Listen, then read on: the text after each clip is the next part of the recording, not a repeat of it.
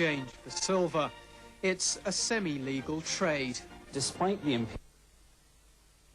in Canton, in fact, permitted the trade to continue so long as dues continued to be paid, although in the eyes of the emperor these dues were illegal dues. Things change in 1839 when the emperor attempts to shut down the opium trade. The British are taken hostage in Canton. 20,000 chests of opium are handed over and destroyed. These scenes from a new Beijing-backed film, The Opium War, show what happened next. The Royal Navy comes to the rescue. The Chinese fleet is badly damaged. In the melee, naval captain Charles Elliot seizes Hong Kong or Pirate Island for Britain, though many historians say claims Britain was merely expanding its empire do not wash.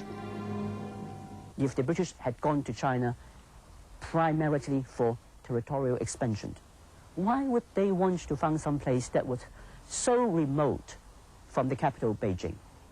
A place which was still in those days a bit, shall one say, the old cliche, a barren island with hardly a house on it. You don't take something like that for territorial expansion. But to many Chinese scholars, the war was a clear case of empire building.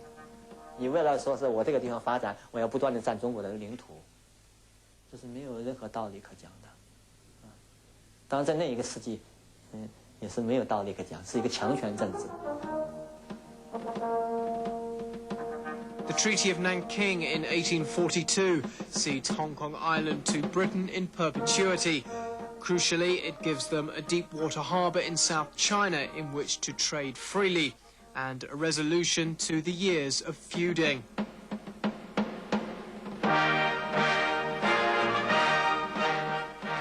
The British get a taste for fighting. Their gunboats, blooded in European wars, are no match for Chinese junks. A second war, the Arrow War, leads to a second treaty in 1861, forcing China to give up Kowloon. At the end of the century, hungry for more land for its expanding colony, Britain gets the new territories on a 99-year lease. Yeah. Well, this was, of course...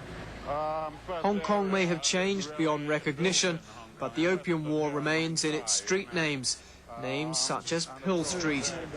It was named after the British Prime Minister, Sir Robert Peel, and, you know, the British Bobby is named after him, or Peelers, as they were called. He invented the police force, but he also founded the Conservative Party, and he was anti-opium wars. A walk around mid-levels with historian Arthur Hacker evokes names and moments from what's seen as a darker period in English history, though the ghosts of the past bring to mind the fact that not everyone in England supported the opium trade. There was an enormous anti-opium lobby, you know, clergymen, humanitarians and everything else. The tour is also a lesson that history is what you make of it. I mean, it was a whole lot of Scottish adventurers and a prime minister who had a wife who was a sort of nymphomaniac called Lady Caroline Lamb, who was rather too friendly with Byron, and Palmerston, who was the Foreign Secretary, who was regarded in Britain as really a pretty awful foreign secretary. And I mean, I wouldn't have voted for him. I wouldn't vote for a man who wears makeup. For the Chinese, it's no laughing matter. Hong Kong's capture led to the collapse of the Qing dynasty and to a carve-up of China by foreign powers. 这个鸦片战争啊，在中国，我们像我们这老一代的人啊，包括我们上一代人，这印象深极了。 这是帝国主义打进中国的第一炮。从那以后，逐渐的，那么中国就沦为一个殖民地半殖民地的地位了，半殖民地半封建的地位了。 The Opium War movie, with its cast of thousands, was produced to coincide with the handover. This costly historical epic is a powerful statement about the evils of Western imperialism. The humiliation finally ends when the territory is handed back to China. not as a barren rock, but as a glittering jewel. 10,000 guests have been invited to the official British farewell ceremony at East Tamar, which is about to begin. There'll be just over an hour of dances, music, parades and speeches befitting this symbolic ritual to mark what many believe is an honourable withdrawal from Britain after 156 years of colonial rule. And before we go to East Tamar for the festivities, we'll go to this commercial break.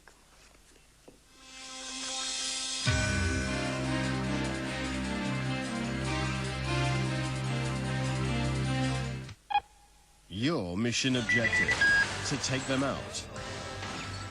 Their mission objective, to survive.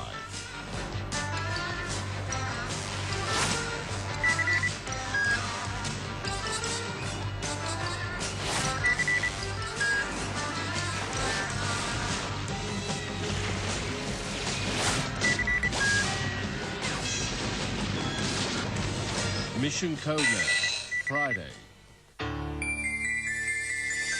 必須要習慣，再難習慣，還是要奮勇的支撐，讓我支撐這一晚，但退痛苦的循環。Relief of pain and fever miseries. Fortalin, of course.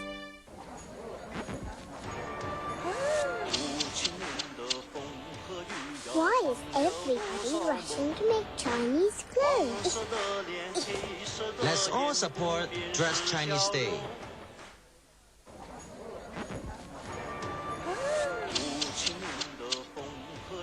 Why is everybody rushing to make Chinese clothes? Let's all support Dress Chinese Day. Terror strikes in Never Never Land.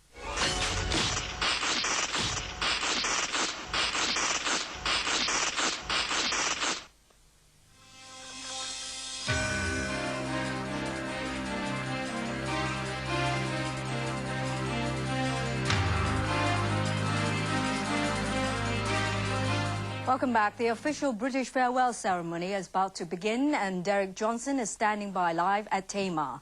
Derek? I was hoping to say that the nostalgia begins here, but there's only one thing that's been on everybody's mind all afternoon. Guess what? That's the weather. It's been raining fairly consistently, but we don't think that actually it's going to affect the programme at all. It's not started. What you can hear behind me is a warm-up. That's the massed ranks of the Royal Hong Kong Police Force. They're going out and doing a bit of a tune-up, a bit of a walk-around. I hope you can see them now. They're supposed to be playing until about 10 minutes before the thing starts itself. Just to remind you, we are by the East Tamar waterfront. This is a specially constructed venue housing 10,000 people. It's the scene of Britain's farewell parade. I think we're now focusing in on the royal enclosure. Prince Charles, the Governor, the British Prime Minister Tony Blair and the Foreign Secretary will be among the guests here later. The show itself is due to start precisely at 6:13 and go on until about 7:30. It's a joint military and civilian affair. We're just panning here over the parade ground. This is where the military part of the show will take place later. As you can see, look, 10,000 people invited here, and I think most of them have come out. Every one of them was given an umbrella. I think also it's a sign of how much everyone really wants this show to go ahead, that they've all turned out and are waiting for the thing itself to begin. Now, I don't know if we can actually show you this, but over here is the stage. This is where it should all be going on a bit later.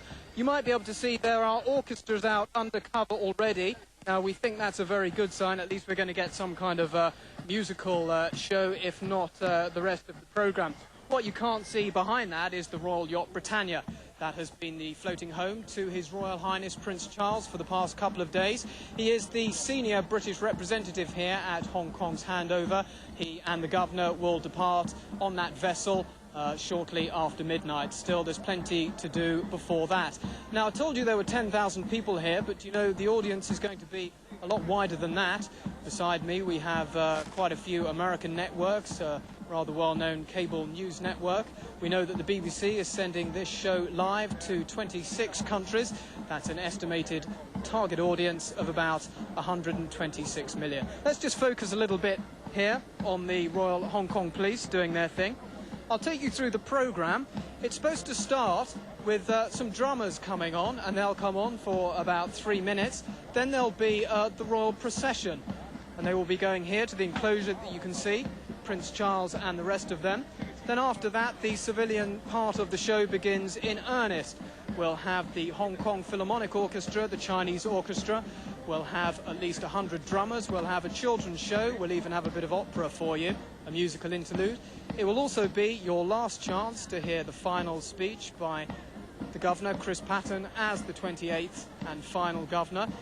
It's going to be one of his shortest ones on record, though. It's only due to last 3 minutes. And I can tell you, as somebody who's covered the Governor fairly consistently over the past 5 years, they don't come much shorter than that. After that, there will be a military pageant. Now, that's going to be the massed bands of the Royal Air Force, the Navy and the Army. That's really the heart and soul of the show. After that, there will be the traditional flag lowering at sunset. This show has been timed especially to stop at least to have the flags lowering at that time, the sunset parade as it will be known. There will also be the royal address. Prince Charles will address the crowd only for about 5 minutes or so. Then there will be one great big grand finale with everybody. There's about 2,000 people involved in the civilian part of the show, about 450 in the military part of the show. We'll have all that. Then Prince Charles will leave along with the Governor and everybody else. They'll make their way to the extension of the Convention and Exhibition Centre. Plenty left. There's the banquet and, of course, the midnight ceremony. Well, it's chucking down here, but there's still every sign that the programme is going to go ahead as scheduled. Now, it is, despite the weather, still a very proud, emotional and historic moment for the British. This event is co-hosted, co-organised by the British garrison. There's been 156 years of British colonial rule, and that time has been interlinked very much with the military. It was the Royal Navy which first landed on Hong Kong Island in 1841, claiming it for Britain. It was a Royal Navy task force that came back in 1945 after the war. We'll take a look now, though, at what's been happening in recent times. There's been a withdrawal, the drawdown, thousands of troops leaving. We'll see how all those issues have been resolved and how Britain's armed forces have prepared for departure.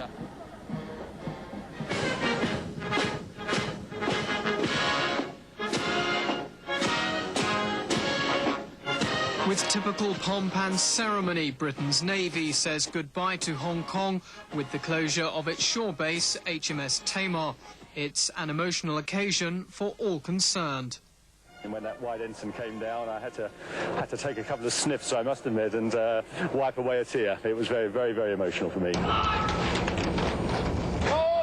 With Britain's last major colony folding, these rituals became a familiar routine.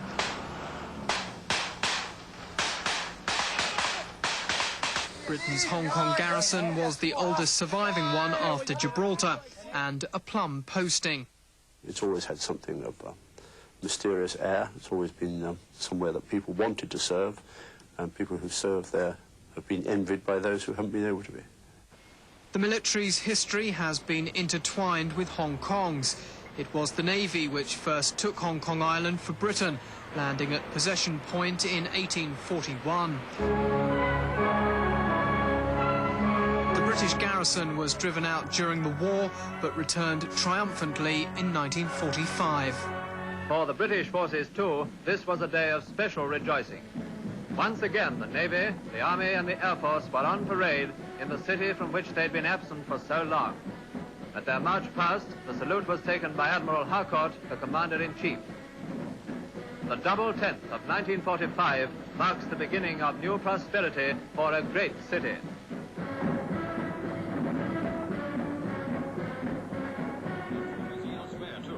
With the emergence of communist China, the garrison was strengthened. Troops of Mao Zedong marched into Shanghai unopposed. Within weeks, they were at the gates of Hong Kong. Troops went out from Britain to reinforce the garrison. Hong Kong was determined to stay British. You had the revolution, the civil war going on the mainland through all this time. Just across the border, battles being fought, refugees going everywhere. And the British Army was here, and the Navy and the Air Force. You had 30-odd thousand here then. And they were, again, effectively insulating Hong Kong from all these terrible problems. The war games continued, but in recent times, Britain's soldiers acted less as protectors and more as a backup to the civilian services. In 1992, the police took over border patrol duties. It was a far cry from the early days, when the army built roads, organised relief work and dealt with most security matters. Then there was quite a deliberate policy over 2 decades, effectively, of creating a self-sufficiency in Hong Kong so that it was able to take care, ultimately, of its own boundaries, to deal with illegal immigration, to deal with smuggling, to deal with disasters, search and rescue, certainly internal security with a very strong and capable police force. The days of British Hong Kong were always numbered, and with them those of the military. A defence lands agreement between Britain and China signed in 1994 parcelled off all the military sites. 25 go to the government, 14 are to be used by the People's Liberation Army. It's a deal which brought things full circle. Hong Kong taxpayers footed 65% of the yearly costs of the garrison, about $1 billion per annum in recent years. The value of the sites returned to the Hong Kong government in the past 3 years tops $90 billion. In 1994, the drawdown began in earnest. In that year alone, the number of troops diminished from 9,500 to little more than 3,000.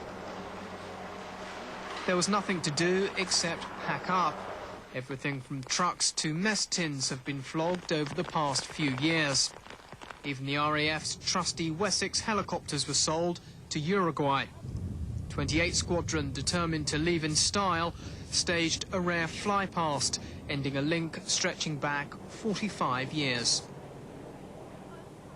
Pilots don't often get the chance to fly in a final formation, and to close down a squadron in the Far East, the very last Far East squadron, is indeed an honour. And the 3 patrol ships designed especially for Hong Kong waters also have a new home. They've been bought by the Philippines. The troops have been leaving one by one. Hong Kong has been a unique garrison, tri-service and tri-national.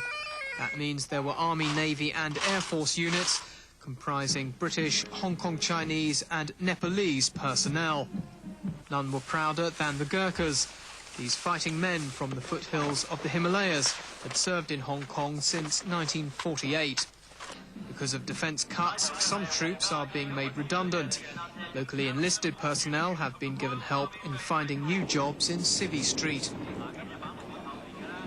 In the past few months, the giant removals job stepped up a gear. We don't want anything left behind. I wouldn't mind betting there's the odd soldier, though, who probably decides he's had enough. I don't know. No. There won't be anything left behind. We'll make sure of that. Most of the troops' families left in March. Shipping everything out of Hong Kong has been a big undertaking.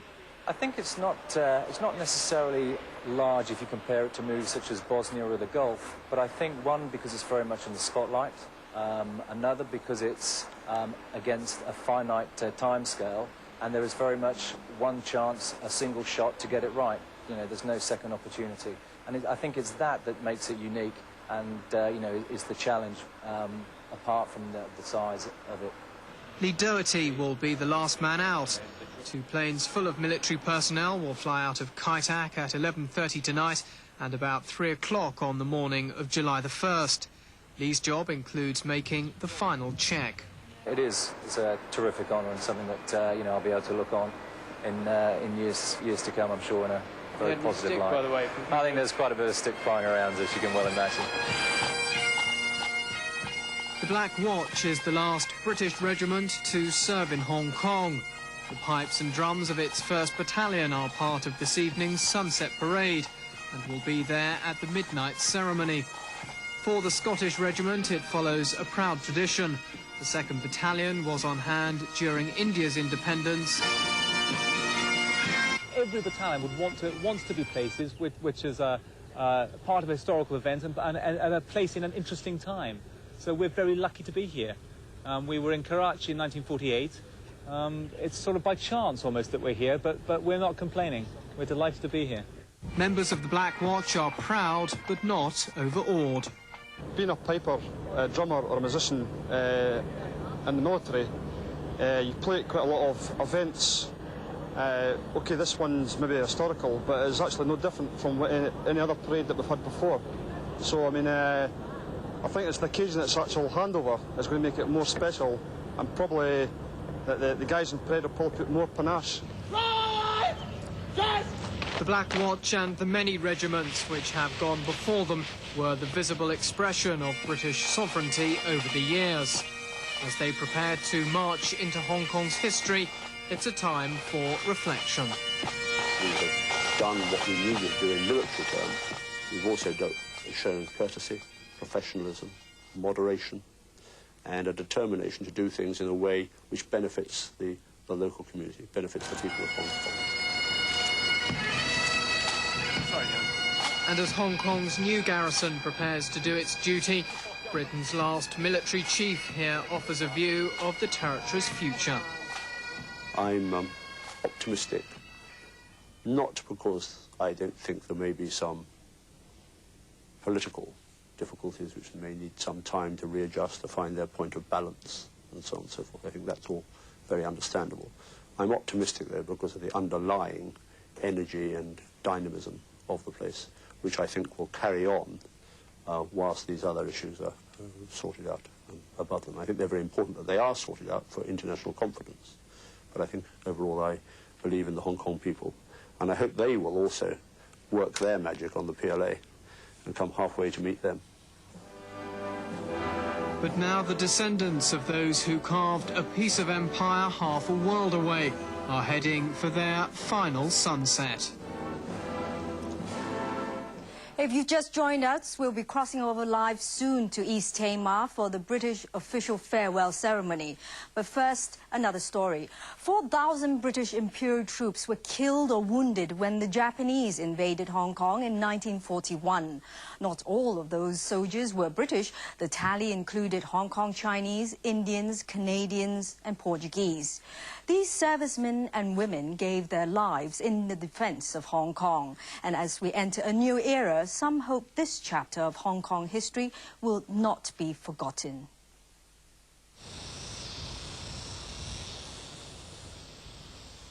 At that time in Hong Kong, there was the Royal Scots. They arrived here in 1936. A lesson in Hong Kong military history for these British soldiers gathered in the Shing Mun Country Park. This is one of the last of the British Army's battlefield tours, a trip around Hong Kong's wartime sites. It often takes a hike, but many of the territory's old defences are still accessible. This trip takes us to the Shinmun Redoubt, built to repel Japanese invaders. It was left woefully undermanned. When the attack finally came in December 1941, the British Imperial forces were taken by surprise. You've got to remember that the Royal Scots have been fed a lot of information, seeing that the Japanese never attack at night and short-sighted. Hidden high in the hills, Gin Drinkers Line, 11 miles of tunnels, bunkers and pillboxes, built in the 1930s as a first line of defence. Long decade, they still clearly bear the names of London streets, names carved by British soldiers a long way from home. And the whole idea of the tunnels was originally to have a division of about 10 battalions stationed up there to hold it for about 3 weeks while they waited for reserves, extra forces to come up from Singapore. In the end, when the Japanese invaded, they were not expecting an attack from the Japanese from China. They were expecting an attack from the Japanese, as they did in Malaya, from the sea. And we were not prepared. At that time, the Royal Scots were sent there of about 700 men. And they had to try and defend a position of roughly 3 to 4 to 5 miles of about 35 men to every 1,000 metres, which was basically physically impossible. The British may be leaving Hong Kong, but their wartime history remains. Some want to see it preserved for future generations. That's why I think, in a way, it would be a good thing if there was some form of interest in battlefield tours in Hong Kong. I think there's a spot for them, even if it's educational purposes for school children, students. Because I'm sure that, in general, a lot of Hong Kong people, which has been shown by the way they buy memorabilia, colonial memorabilia, there is an interest in the British past in Hong Kong. And the fall was one of its darkest chapters. Britain had left behind a tiny garrison. Hong Kong was overrun in 18 days. British military historians say the troops never had a chance. It was quite a small garrison, and it was not expected, Hong Kong was not expected to be able to defend itself for very long. But it did remarkably well in the circumstances.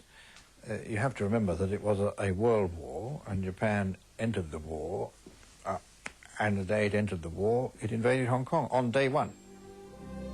1,500 soldiers, British, Canadian, Chinese, Indian and Portuguese, were killed. The occupation saw hundreds beaten and tortured by the Japanese forces. Soldiers and civilians were interned in camps, deprived of food and water. The liberation, when it came, was 4 years later, in 1945. The dead are remembered in places like these. Saiwan War Cemetery carries the remains of 4,000 people, many killed during the fighting and occupation of Hong Kong. So it's a unique cemetery. There's very few... Jack Edwards, a former prisoner of war in the Far East, has spent years campaigning for the rights of ex-servicemen and their dependents. He knows the names of many of those buried here. Some he fought alongside, some are lost to history. His name is nameless, but as it says on the bottom, see, known unto God, right? So he is known only unto God, but he's known to us now because we bothered to stand by his grave. So with Hong Kong reverting to Chinese rule, the man who chairs the Royal British Legion's Hong Kong and China branch hopes Beijing will continue to allow Remembrance Day parades to go ahead. That would mean allowing veterans from Britain and allied nations to raise their national flags on the cenotaph in Central. just for one day. But every other day, it could be the Chinese flag in the middle, as I hope it will be, hoisted with reverence and lowered at sunset, as the British have done, and the Bohemia flag to the right. Then everybody in Hong Kong will be able to look at that cenotaph every morning and understand what it is. For Jack and other veterans, the politics of today should not be a hindrance to remembering the past. We always said in action and during the war, the bullet has got no political party, and the bullet doesn't know your religion. It doesn't matter. You're gone, you're gone. And that's why we got this wonderful comradeship, those of us who served in the war, not only with those of us of our own race and religion, but all races and religions, because we're all fighting for one cause. A look down memory lane on this very historic day, and the VIP should be arriving at Tamar to join the 10,000 guests for the British farewell ceremony, and we'll bring you all the festivities after this break.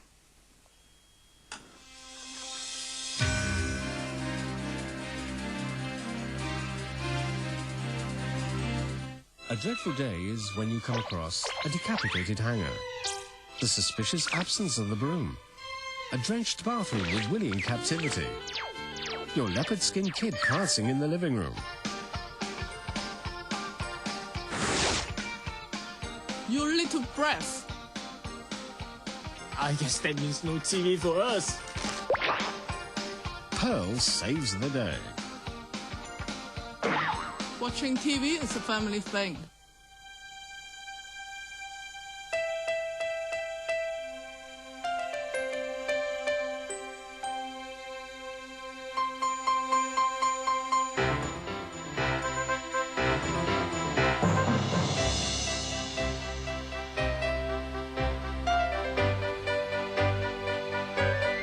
A touch of elegance at the Great China Tower, Shenzhen. 因为有你，世间变得好动情。因为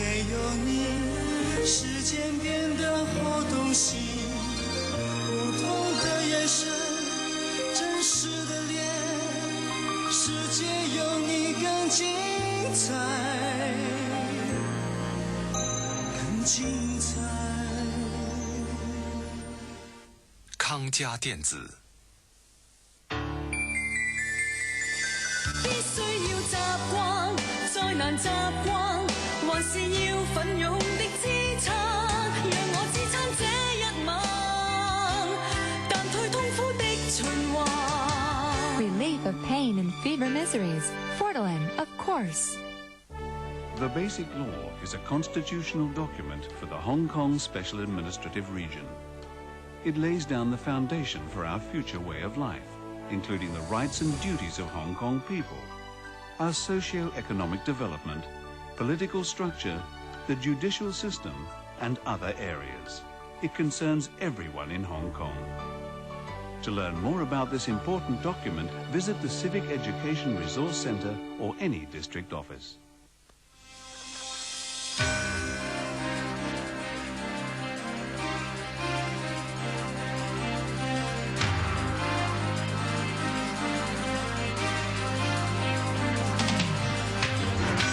In case you've just joined us, the British farewell ceremony is about to begin at East Tamar, and Derek Johnson is standing by there. Derek? Hello, Diana. How are you? Fine. Yes, by my watch, I think we've just got 2 or 3 minutes left until the show is supposed to start. It's still pouring down with rain, but we did have the police band out here a little bit earlier warming things up. There's every indication that it's business as usual despite the rain. The Union Jack and the Hong Kong flag are hoisted. There is, I think, a capacity crowd here of about 10,000. Maybe we can just pan over here and have a look. You should be able to see at some point during the parade ground. I think that's some things they've put up for the very beginning of the show. It's supposed to start at 13 minutes past 6 with a dragon dance. There's a royal enclosure over there in which most of the VIP guests, except for 2 or 3, including Prince Charles, already are. Everybody here has been given an umbrella. Look at that. Here we are. The dragon dancers are coming on. That signals the start of Britain's farewell ceremony. I think rather than me going on, we can just go over live now. Enjoy it. It should be a terrific show.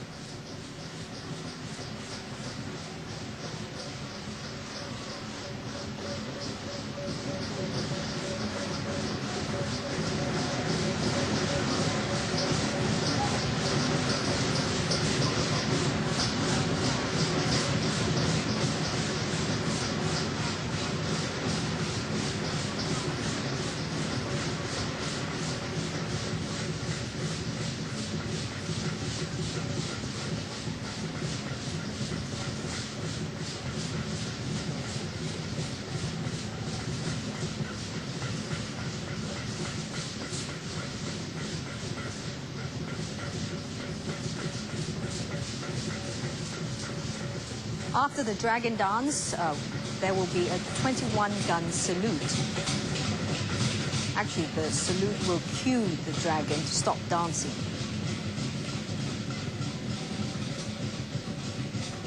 As we had a glimpse earlier, Chief Secretary Anson Chan had made it back from Kai Tak Airport, where she was welcoming Chinese leaders to Hong Kong. And the VIPs here at East Tamar, the British delegation is led by Prince Charles, and there will also be Prime Minister Tony Blair, Foreign Secretary Robin Cook, Minister of State for Foreign and Commonwealth Affairs Derek Fatchett, and Governor Chris Patten. It was never anticipated that the Chinese government would send representatives to this event. There'll be over 1 hour of pomp and pageantry, which will officially mark the end of British rule in Hong Kong. After the 21-gun salute, there will be a performance called The Spirit of Hong Kong with the Hong Kong Philharmonic Orchestra and the Chinese Orchestra. And there's Lavender Patton and Foreign Secretary. 21-gun salute.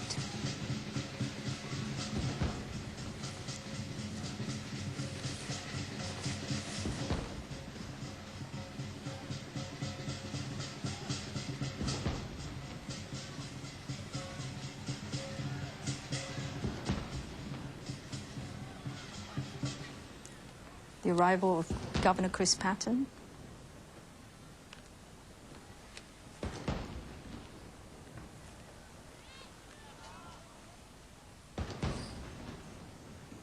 Governor Chris Patten arriving at East Tamar for the British farewell ceremony.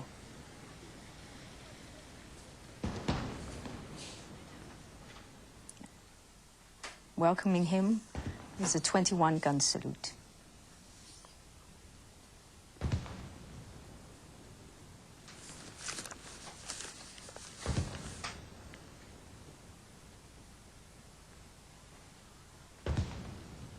A solemn affair befitting the occasion.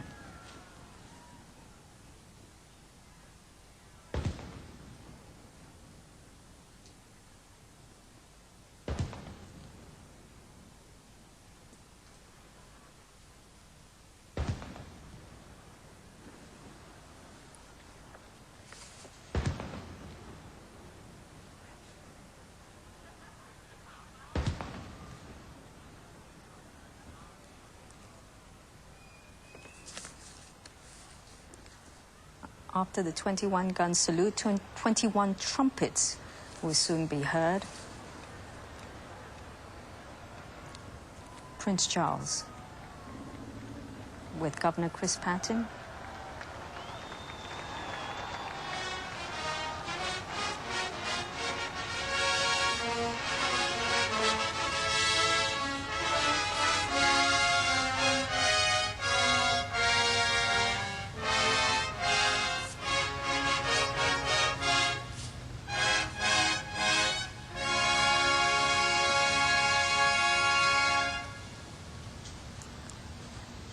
British Prime Minister Tony Blair, Chris Patten, Prince Charles.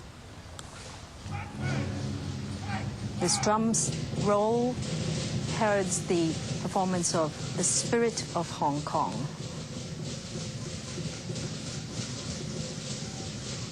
There are Chris Patten's daughters behind him.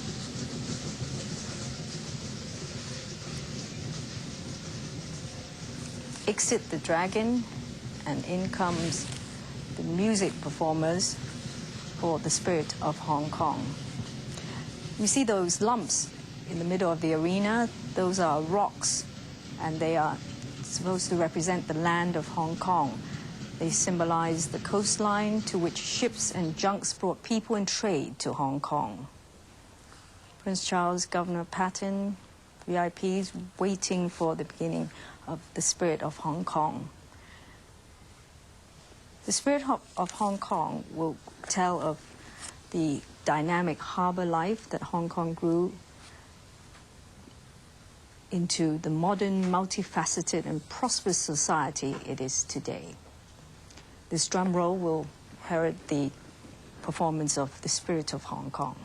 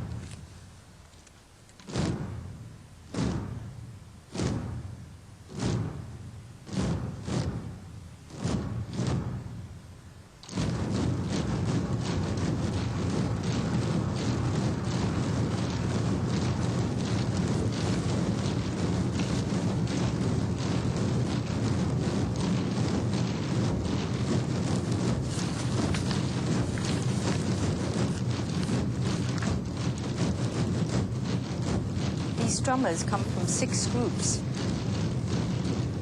Some are students of Mr. Yim Hock Man, some from the Hong Kong Music Lover Chinese Orchestra, the Hong Kong International School, the Island Sun Drum, the Music Office, and the Wang Wang Chinese Orchestra. After the drummers, the Hong Kong Chinese Orchestra will play.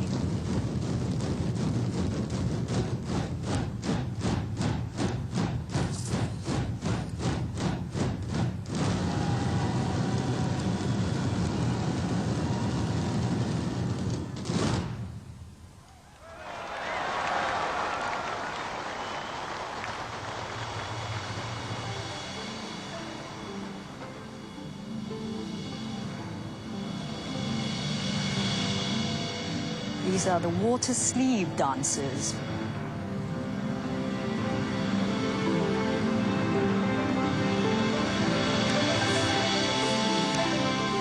The blue silk represents the sea, the lifeblood of Hong Kong. The sea feeds into Hong Kong harbour, serving as a gateway through which international trade can thrive.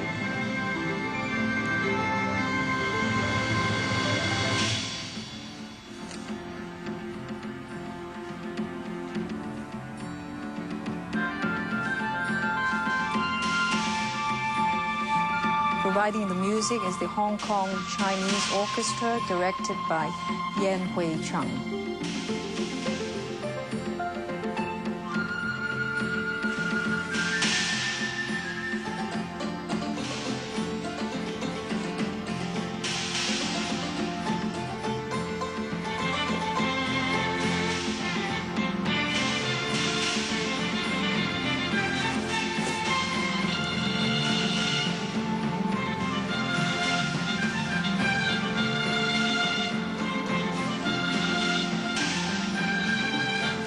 Silk dancers representing the sea, dancing around the rocks which represent the land of Hong Kong.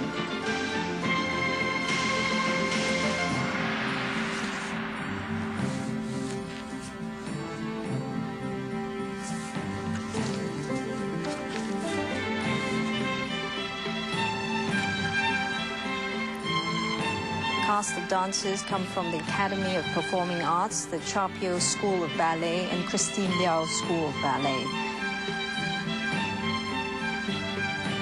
Also joining in this performance are people from the Chinese YMCA Secondary School, Island School, King George V School, Sha Tin College, St. Stephen's College, the Girl Guides, West Island School, Chan Chu Kui Memorial School.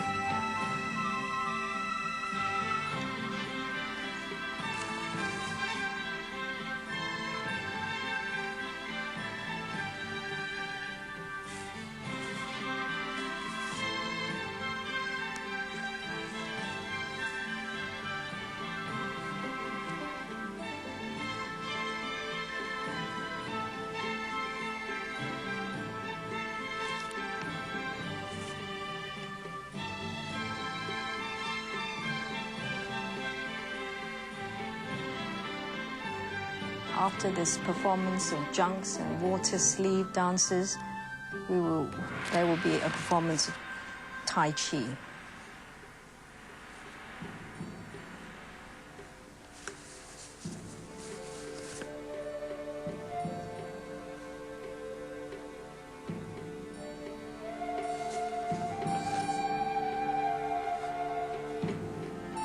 Tai Chi has been arranged by the SKH Diocesan Welfare Council.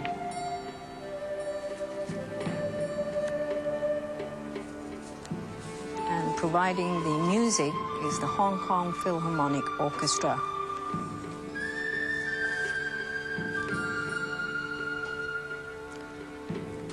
Tai Chi is the most noble of martial arts and represents the deep cultural and spiritual roots of Hong Kong.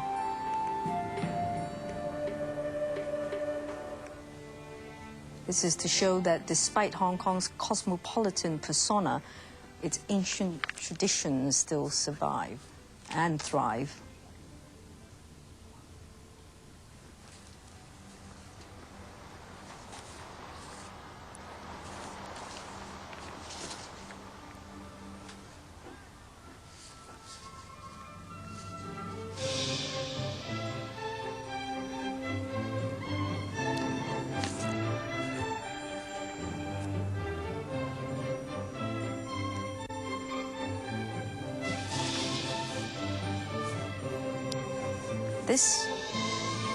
These parades represent horse racing in Hong Kong, certainly one of the most popular pastimes. Education, learning and scholarship highly valued in Hong Kong.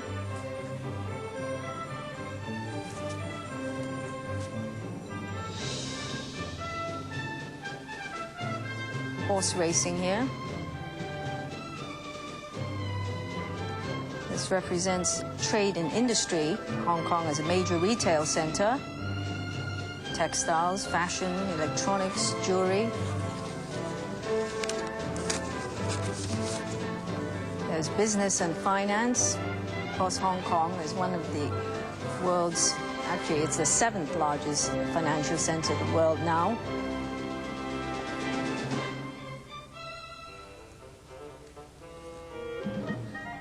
This pageantry is obviously designed to acquaint the many foreigners who will be tuning in now about Hong Kong. This parade also symbolizes law and the judiciary of Hong Kong, that the rule of law is highly valued by all members of society here.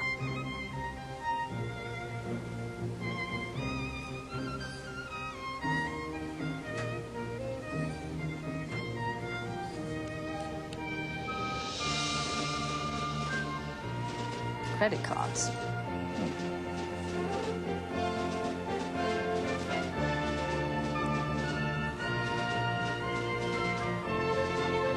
The music provided by the Hong Kong Philharmonic Orchestra, directed by Maestro David Atherton.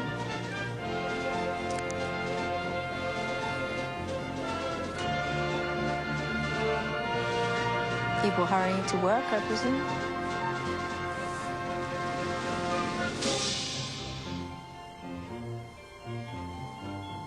Hong Kong financial center.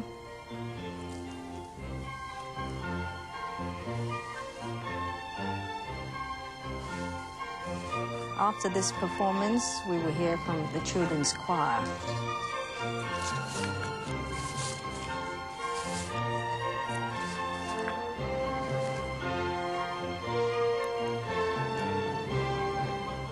The cast for this parade, the children come from the Chinese YMCA Secondary School, the Chan Shu Kiu Memorial School, Island School, King George V School, New Territories and Juveniles Association Limited, Leung Shing Tuck Primary School, Sha Tin College, Sha Tin Junior College, St. Stephen's College, the Hong Kong Girl Guides Association, and the West Island School.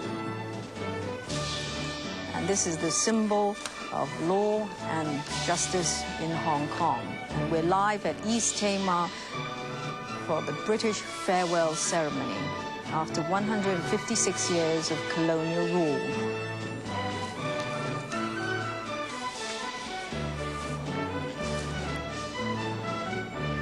This is part of a performance named The Spirit of Hong Kong.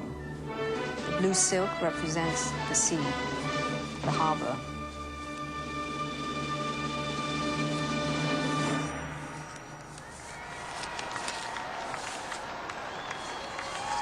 Governor Tony Blair, Prince Charles.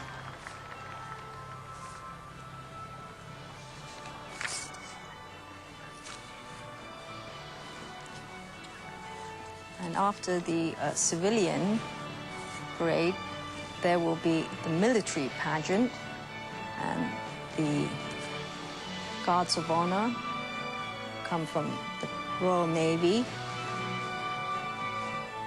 made up of members of the ship's company HMS Chatham and HMS Illustrious. From the Army Guard of Honor is formed by the 1st Battalion, the Black Watch, Royal Highland Regiment. And from the Royal Air Force, the Queen's Colour Squadron.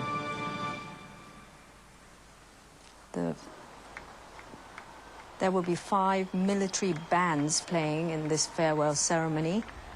The bands will be directed by Lieutenant Colonel David Price. And this here are... is a day for saying farewell. But it's also a day of celebration. Celebration of the spirit of Hong Kong. A a day to rejoice in friendships made. And a day to look forward in hope and expectation. A huddle of islands and inlets where the mountains of China embrace the sea. Hong Kong has been a place of meeting and a place of refuge. Here merchants and teachers, architects and artisans have built one of the world's greatest cities. Here, East and West have joined together in free and peaceful partnership. We are gathered now in this place, between the mountains and the sea, with the eyes of the world upon us, and standing all about us, great buildings that declare Hong Kong's vigor and achievement. As we think of the wonders of this city, let us welcome those for whom it is held in trust, the children who will inherit what has been built, whose hopes and dreams and talents will chart new courses, create new wonders. 環顧今日香港非常輝煌嘅成就，有賴上一代耕耘呢一代嘅努力，寄望亦都深信下一代會用佢哋嘅才華同埋幹勁，使香港再創新猷。而家歡迎香港未來嘅主人翁，我哋嘅兒童。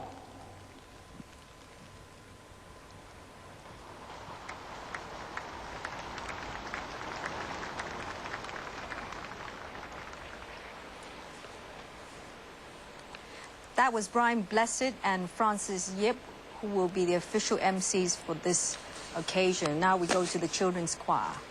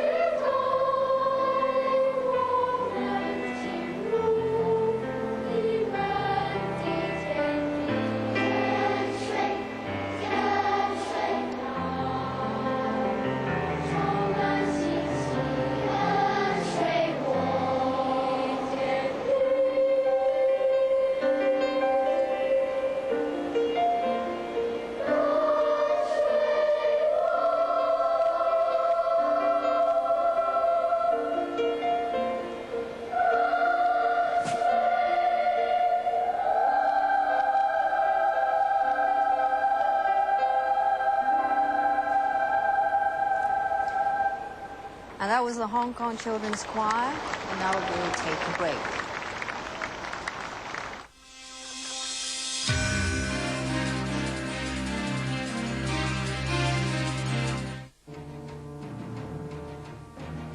Contrasts of wealth, of language, and of culture. Here the world's most crowded streets thrive beside quiet, green hills. This is a city where contrast creates excitement. Here, East has met West in a spirit of adventure. Variety of viewpoint and knowledge has enlivened old truths, sparked new ideas. Different peoples have worked hard together to build their lives here. But amid all their labors, time has been found for music and leisure. Canto pop and Western rock have pulsed with the rhythm of the city. While the melodies of China and Europe, the songs of every land, have enlivened our festivities, dignified our celebrations, given rest and reflection amid the rumble of life.